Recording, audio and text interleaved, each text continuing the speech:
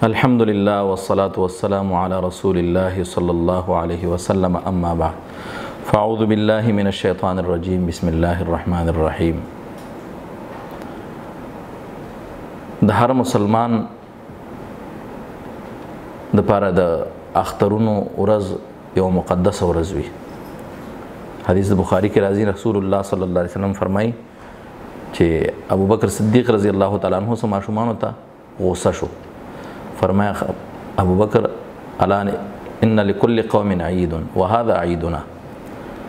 د هر قوم خپل تهوار او خپل خوشالیانه ورځي وي.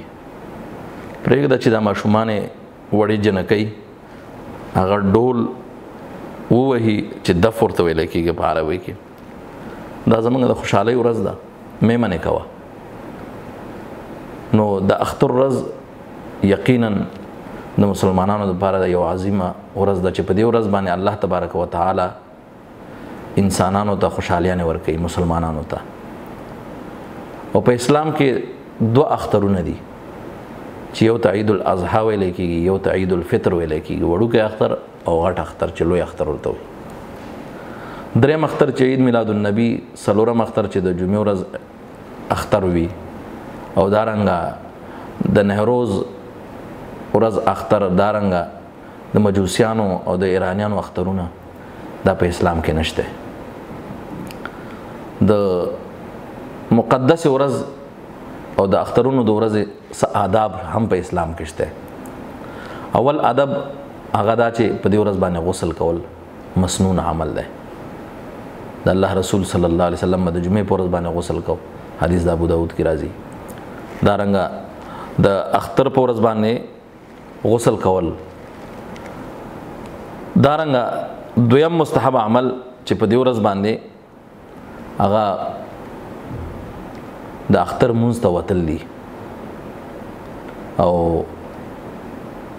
تلو کې الله اکبر الله اکبر لا اله الا الله والله اکبر الله اکبر ولله الحمد دغه اذکار کول پوچت आवाज سره، یا نور کوم اذکار کول الله اکبر کبیره والحمد لله کثیره وسبحان الله بکرة واصیلا، لیکن आवाज بقدر اوچت وي.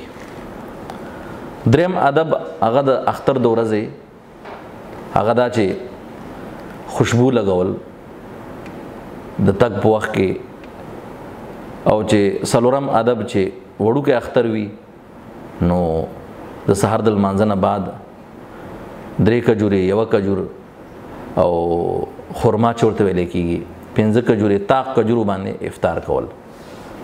او که د قربانۍ اختر وي، غټ اختر وي، نو نبی صلی الله علیه وسلم با د ساروي په کلیجۍ باندې چې کلیجی ورته ویل کېږي، یعنی یینه پښتو کې ورته یینه وو مونږه، په هغې باندې یعنی هغه خوړل د اول نه، ځکه هغه ډېر په جلدی سره پخیږي، زر پخیږي، دومره وخت نه اخلي.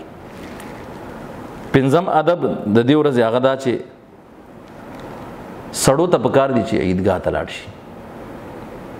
که عیدګاه نه وي چېرته نو په مسجد کې هم به امر مجبوري د اختر مونځ کېږي.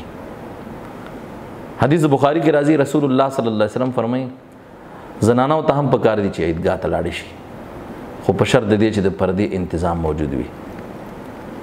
حتی تر دې پورې نبی صلی الله علیه وسلم فرمایي چې هغه زنانه چې بالغ وي او ماهواري او بیماری ور باندې راغلي وي د حیض، پکار ده چې هغه هم لاړ شي.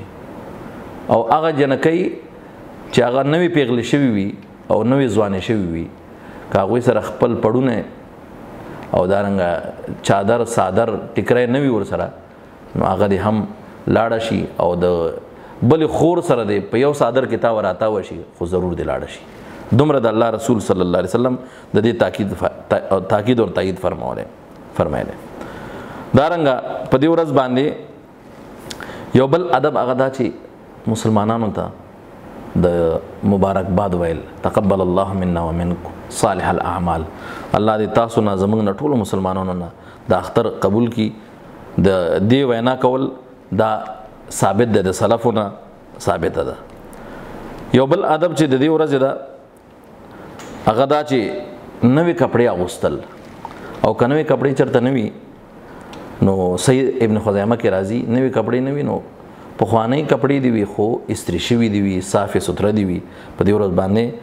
ځکه نبی صلی الله علیه وسلم یوه جبه هغه نوې اغوستله او ساتلې وه د اختر د ورځو دپاره.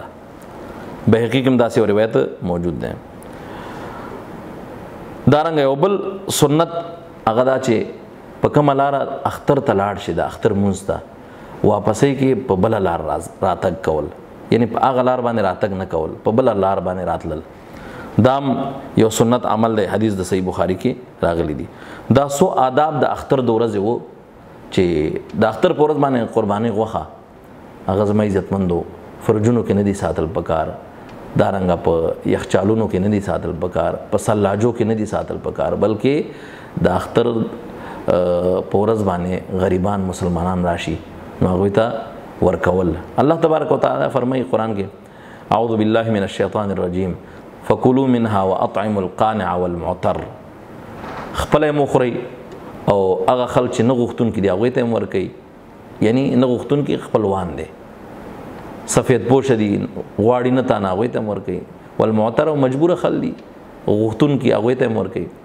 د الله رسول صلی الله علیه وسلم فرمایي فکلوا وادخروا وتصدقوا، وی خورئ او ځان سره لږه جمع هم کوئ او صدقه ور باندې هم وکوئ.